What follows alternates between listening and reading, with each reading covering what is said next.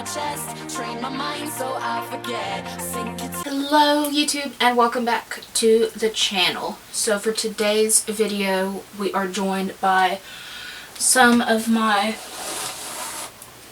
Louis Vuitton pieces, and that's because we're going to be talking about the fashion brand today. So I recently read a book called Vuitton. I'll have it linked down below. It was super informative. It just gave like a brief overview on Louis Vuitton himself as well as the brand. So thought I would come on here and share some interesting tidbits with you all. Of course, I'll link some other stuff in the down bar just so you can continue your learning journey about the topic. So with that, let us get started. Those of you who don't know, Louis Vuitton is a French fashion brand, and it is a luxury brand, and it mainly focuses on handbags and accessories, women's clothing, you know, the basic fashion type of stuff, but probably it's most notable for its handbags. Like me, when I think Louis Vuitton, I first think of handbags. For 6 years, from 2006 to 2012, it was actually named the top fashion brand. The company's namesake was Louis Vuitton. He grew up in a small town in France on a farm, and his father remarried after his mother died, and he didn't like the family life there. He hated it. So at 13 he just peaced out and left and went on to discover his own journey, which ended up leading him to Paris, where he met a famous trunk maker whose name was Monsieur Marchal, I think is how you pronounce it. And he went on to be an apprentice for him, and he became so renowned in that apprenticeship that he eventually built his own clientele. He was asked for, even royalty asked for him and his trunks, and then from there he set out on his own to create his own fashion name. But he originally started out with making, wasn't handbags, but it was actually travel trunks. That was his specialty. That is what he did his apprenticeship in, and so that's really where he got his start from. He actually redesigned the travel trunk. So at the time, which I have pictures I'll show, most of the travel trunks were rounded at the top and made of leather, and they were rounded so water would run off of them.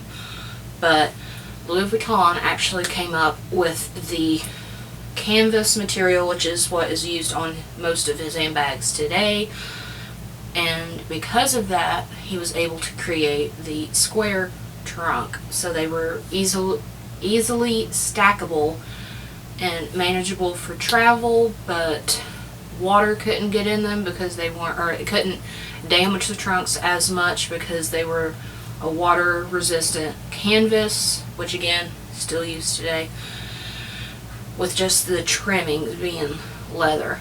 And so he revolutionized that because the rounded trunks made it hard to stack. So he wanted to fix that problem, so that's why he came up with the canvas, in order to not have to worry about the leather as much. So that is actually where the canvas comes into, and I thought that was really interesting, considering that a lot of people look down on the canvas handbag, or the canvas used in handbags, and even the brand itself is trying to get away from that, which is really sad to me because it's part of their heritage. So I think that they should keep it. So far they have. I'm hoping that they continue it, but I'll talk about my thoughts on the fashion brand at the end of the video. But that was just really interesting to learn that the canvas started with him, because it is so renowned right now. So then once the square top luggage trunks became popular, of course other designers started imitating him, and he didn't want that. So at this time, his son, George, as we would name it, was probably like Georges in French terms, actually came on board, and they designed one of the patterns that is well known today. Sadly, it's not the monogram. That doesn't come yet. Their first pattern is actually the damier pattern, and damier, actually, they came up with that name because that is French for checkerboard. And if you notice on the patterns, looks like a checkerboard. So I thought that was really interesting. And I also thought it was interesting too that this was the first pattern because the monogram is so well known. But nope, not it. This one. Then much later, it's actually Louis' son George, or Georges, however you want to say it, that came up with the classic monogram. Because, are you ready for this? This is so funny. It was to detract from counterfeiting. Because, like I said, Louis Vuitton had revolutionized the travel trunks and everybody was starting to copy the design. But then once more and more people wanted a Louis Vuitton trunk, other people started copying the checkerboard pattern. So then Georges said, we need something to detract from counterfeiting, so he came up with the monogram. So in the monogram itself, they have the LV for Louis Vuitton, of course, catfoils, I'll have it down below.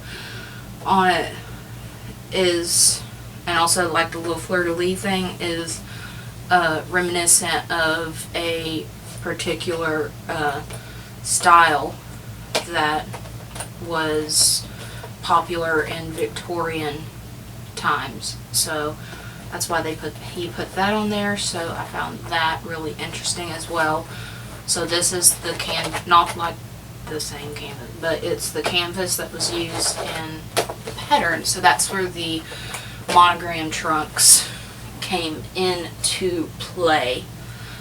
Like I said, Georges came up with that idea to stop counterfeiting, but that is really funny because in today's terms, Louis Vuitton is one of the most, if not the most, counterfeited bag on the market, which I think is really ironic considering this was supposed to stop counterfeiting, but no, it made it worse, it seems like. So, with that being said, we come into a little bit of tragedy for us fashion lovers and history lovers. Many years later, during World War II, the brand actually collaborated with the Nazis in a way. The German occupation of France is when the Louis Vuitton brand, I say collaborated with them, but they made uniforms for them and really pushed the image of the puppet government led by Marshal Philippe Pétain. And so they basically increased their wealth from the business affairs. And this is all written down, which if I can find it, I'll have it linked down below. It is in a book called Louis Vuitton, A French Saga. And it talks all about that. Now, the company itself hasn't, said this is a lie, it's totally false, but they try to bury this information. I mean, obviously you would, like your fashion brand went with the Nazis. That's not a good look considering what all the Nazis did. So that's not a good look. But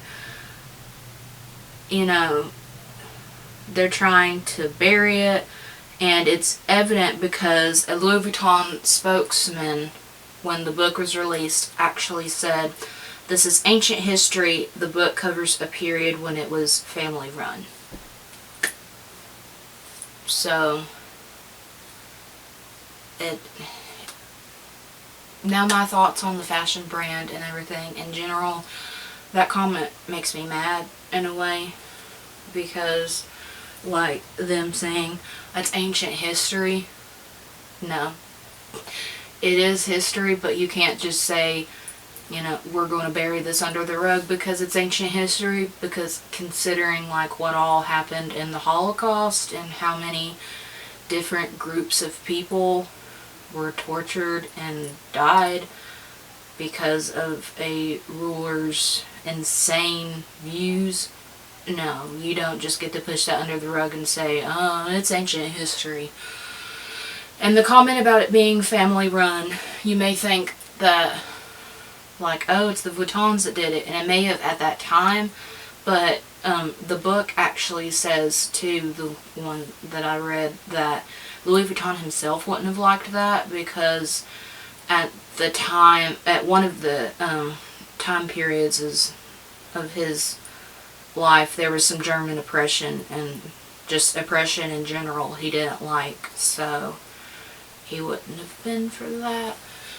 So with that being said, I really do think that the brand is trying to get away from what they've been founded on, and that's really sad to me, because here was Louis Vuitton, like, he went out on his own at 13, worked his way up to own his own business, like, came up with the idea to use canvas on his materials, and now the company's like, no, that's too pedestrian, we don't want that, no, get out of here. That's not right. That's part of your heritage. You should be proud of that. You should say, this is what our founder did, and we're going to continue to use this just like we have for all these years. But, I mean, that's my opinion.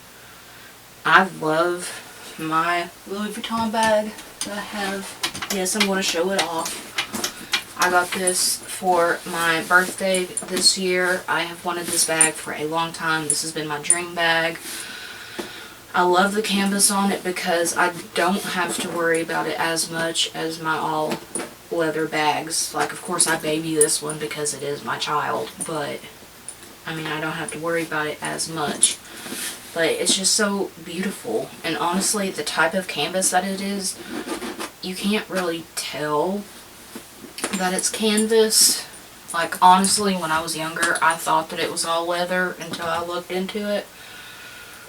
You know, like, it looks like leather to me. Sometimes it kind of feels like leather. It doesn't feel like what normal canvas is because it's coated canvas, but still, I mean, it feels luxe to me. But maybe that's just because luxury brands are really a luxury for me, because I have to save up to get them.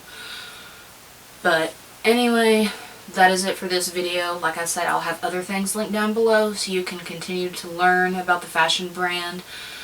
I might do other brands. I know that Coco Chanel and the Chanel brand has a fascinating history. I would love to cover that, as well as some others. Let me know what you thought about this, and I'll see you in the next video. Bye, guys. All that's left is a window to my soul. Come and get it.